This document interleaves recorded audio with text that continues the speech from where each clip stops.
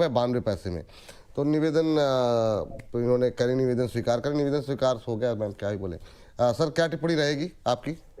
Sir मेरा पहले इनसे सवाल रहेगा जवाब देने से पहले कि जब बार बार ये चीज बताई जा रही है कि आप रिस्क मैनेजमेंट सीखिए, रिस्क मैनेजमेंट सीखिए, जब तक आप वो नहीं सीख रहे हैं क्वांटिटी कैलकुलेटर। मेरा सवाल ये कि 20,000 किस हिसाब से खरीदा? आपकी टोटल पोर्टफोलियो का स्टॉप लॉस में 0.25% जा रहा है, 0.5% जा रहा है, 1% जा रहा है, 100% जा रहा है, एमटीएफ में लिया है, लिवरेज में लिया है, क्या लिया है? अगर 0.25% है तो आपको सामने सीजी शिपिंग में लॉस रिकवर हो रहा है। अगर रिस्क मैनेजमेंट नहीं कर रहे हैं, ट्रेडिंग छोड़ दीजिए, म्यूचुअल फंड में शिफ्ट कर दीजिए। नहीं, ये पैसा आज नहीं तो कल आप खत्म कर लेंगे।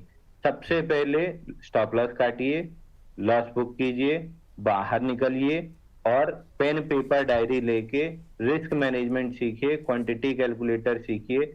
फिर से एक बार यहाँ रिपीट कर दे रहा हूँ, समय मेरा खत्म हो चुका है, फिर भी मैं 2 मिनट का एक्स्ट्रा समय लेके आपको फिर एक चीज समझा दे रहा हूँ। अगर 1,00,000 रुपए आपका कैपिटल है, किसी भी शेयर पे 1,000 रुपए से ज्यादा की रिस्क नहीं लेनी है। ये मैक्सिमम एंड है, मैक्सिमम।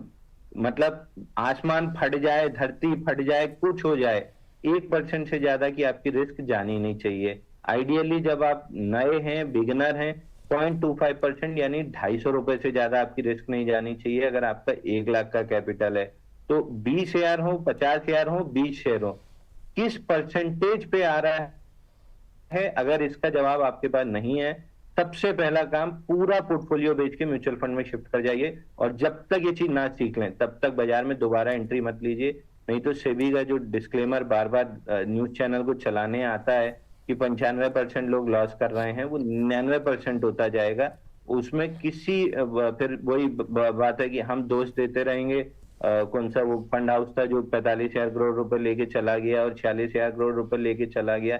अगर आप नहीं सीखेंगे तो 45,000 करोड़ के बाद 4.5 लाख करोड़ भी ले जाएगा और आप दानवीर कर्ण की तरह देते रहेंगे। तो क्वांटिटी कैलकुलेशन मुझे लगता है कि हिसाब से नहीं होता है। आपकी कैपिटल पे 0.25%, 0.5%, अगर आप प्रो हैं तो 1%, इससे ज्यादा रिस्क में नहीं ली जाती। इतना अच्छा सिल्वर शॉट मुझे दिख रहा था जहां पे मैं पूरी पोजीशन, मेरे पास लिमिट की कोई कमी नहीं है, मैं ब्रोकिंग हाउस में बैठा हूं, हमारे पास प्रो अकाउंट पड़े हुए हैं, अनलिमिटेड हमारे पास वो होती है, लिमिट होती है। तब भी एक कैपिटल डिसाइडेड है, उसका 1% रिस्क डिसाइडेड है, इससे ऊपर हमको सौदा ही नहीं डालने दिया जाता है। मैं 100 लॉट भी मार दूं तो ऑर्डर रिजेक्ट हो जाएगा, क्योंकि 1% से ज्यादा की हमको लिमिट ही नहीं मिलती है एक सौदे पे। पहले आपको सेल प्राइस बताना है, उसके बाद आपको स्टॉप लॉस बताना है, उस हिसाब से डिफरेंस कैलकुलेट करके 1% से डिवाइड करके अपने आप क्वांटिटी बिक जाएगी। तो अगर ये चीज आप नहीं कर पा रहे हैं, आप किसी भी चीज में कभी भी पैसा नहीं बना पाएंगे। 2-4 तुक्के में बना भी लेंगे, अल्टीमेटली आप पैसा खो देंगे। तो मेक श्योर कि पहले रिस्क मैनेजमेंट सीख लें। एसईपीसी में 9 रुपए 13 पैसे के नीचे सेकेंड डे ऑफ क्लोज अगर आज होता है तो स्टॉप लॉस कटेगा, आपको एग्जिट करना है। Same is with any and every call.